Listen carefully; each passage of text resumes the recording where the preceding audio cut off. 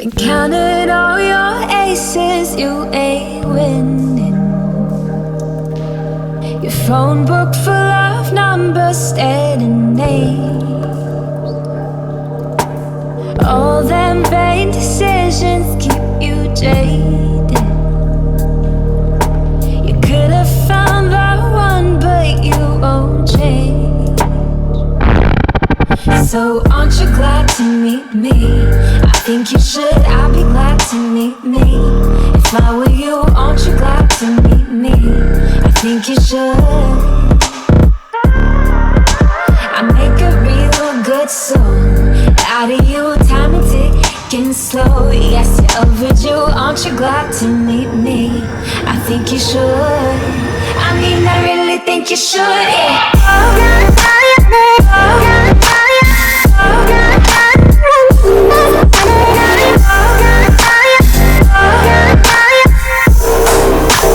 Aren't you glad to meet me?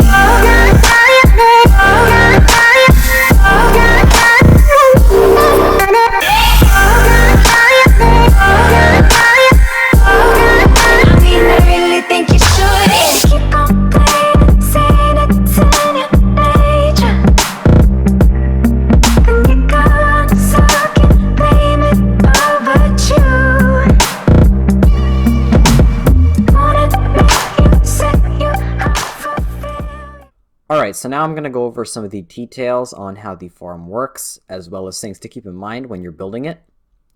But first off, I wanted to say thank you guys so much for 100 subscribers. That's actually pretty crazy for me. It's not an insane number, obviously, but it's still, I'm grateful for that nonetheless, and I appreciate every single one of you who are subscribed.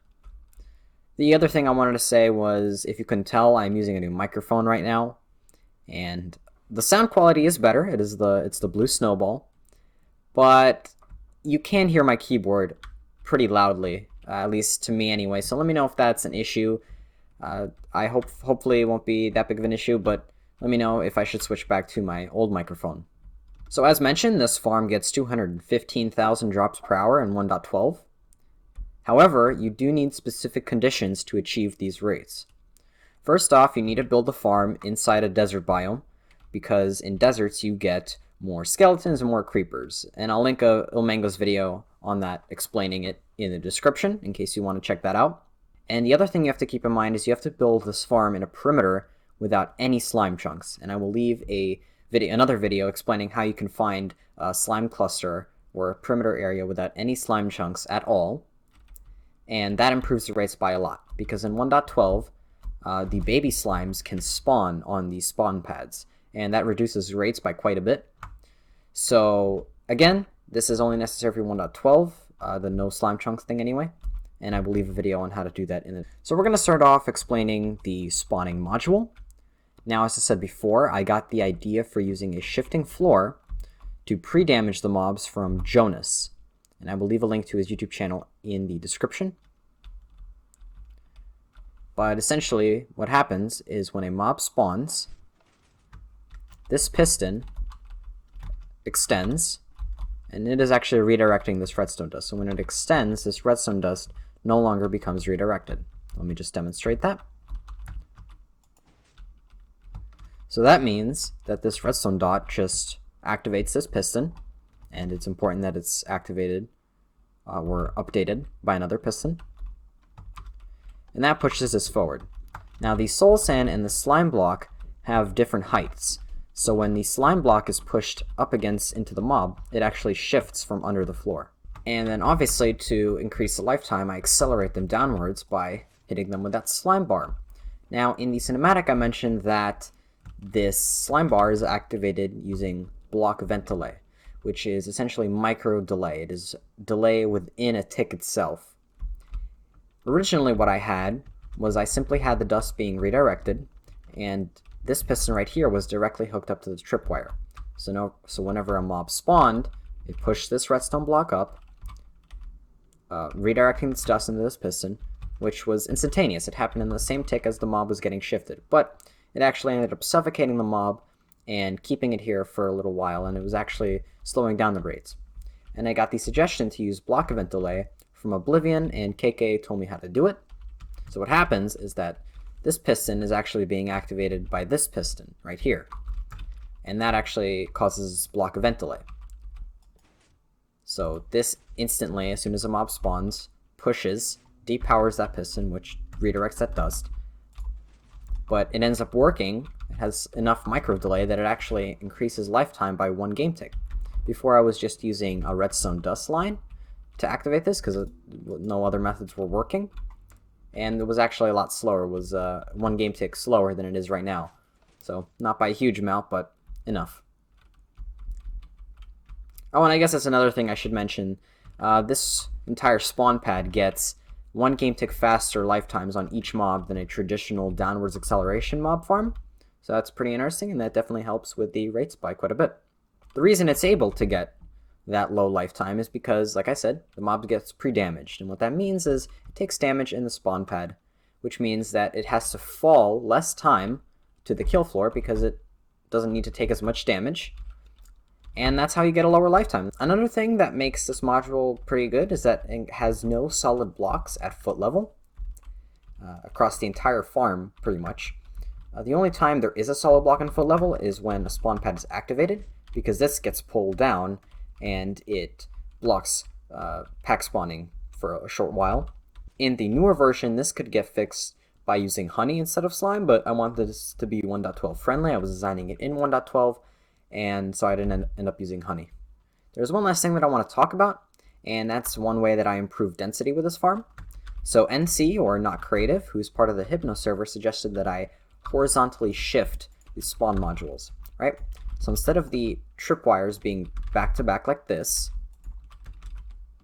instead I shifted them to the side and then back 1 block so that they ended up being like this, right? And so this means that the modules are closer together, and I'll fly to the farm to give you guys a good look. But this is how it ended up being, and it's, again, 1 block closer, 1 block denser, and that helps a lot. Okay, so let's move down to the kill floor now. Kill floor is a little different from usual, or at least the standard from what I've seen. I wanted it to be cheaper than other kill floors that I've seen that are designed a little bit like this, where basically the mob falls down on this tripwire, which activates this observer and activates this piston. But that uses a lot of quartz, and like I said, I wanted this to be relatively 1.12 friendly, which means quartz is unrenewable. In 1.16, I guess you wouldn't have to worry about this, but I wanted it to use less quartz. And so this design uses almost 50% less quartz than what I just showed you. How it works is the mobs fall on this tripwire, which activates this trapdoor, activating this observer, activating these rails, which activate the pistons. There is one downside to this, however, and it does cause a little extra lag because all the pistons are firing at once, but it's not noticeable enough. Another thing about this kill floor is that it does use water collection, which is a lot lag friendlier than using hopper minecarts or just hoppers.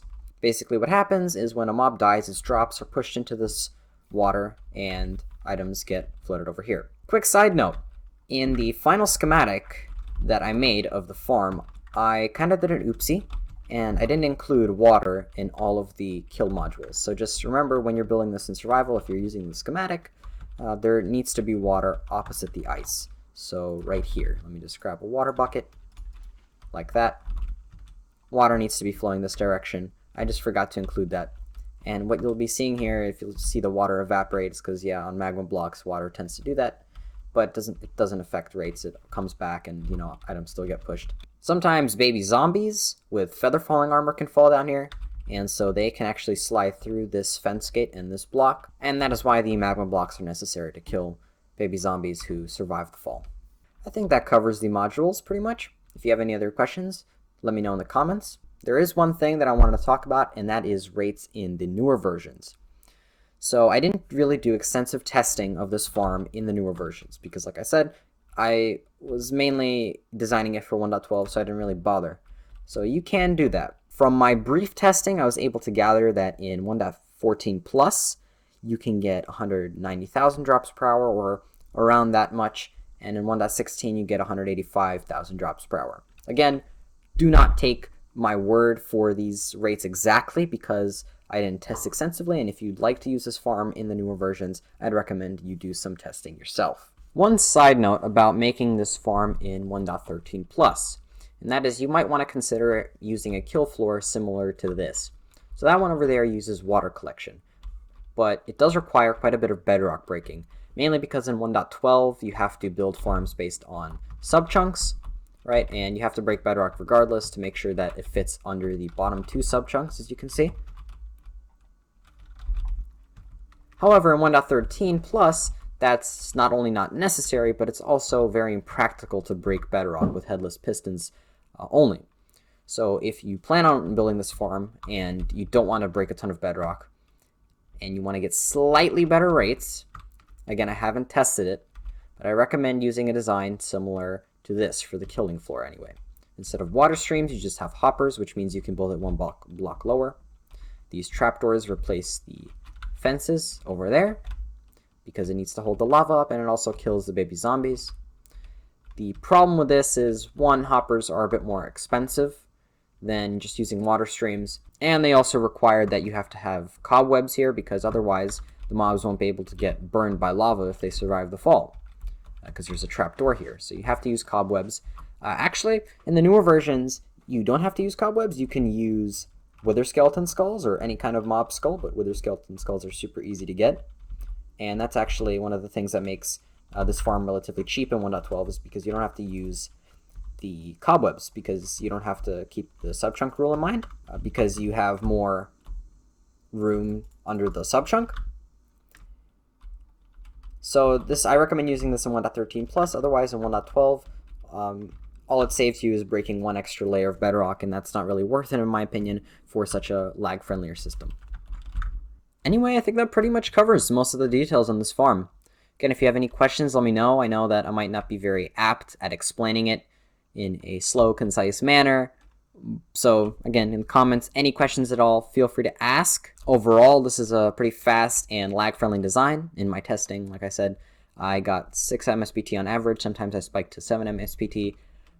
Just keep in mind, this is obviously in a full render distance, perimeter type setting, and there's nothing else going on. But you can expect about that MSPT if you build it in the proper conditions.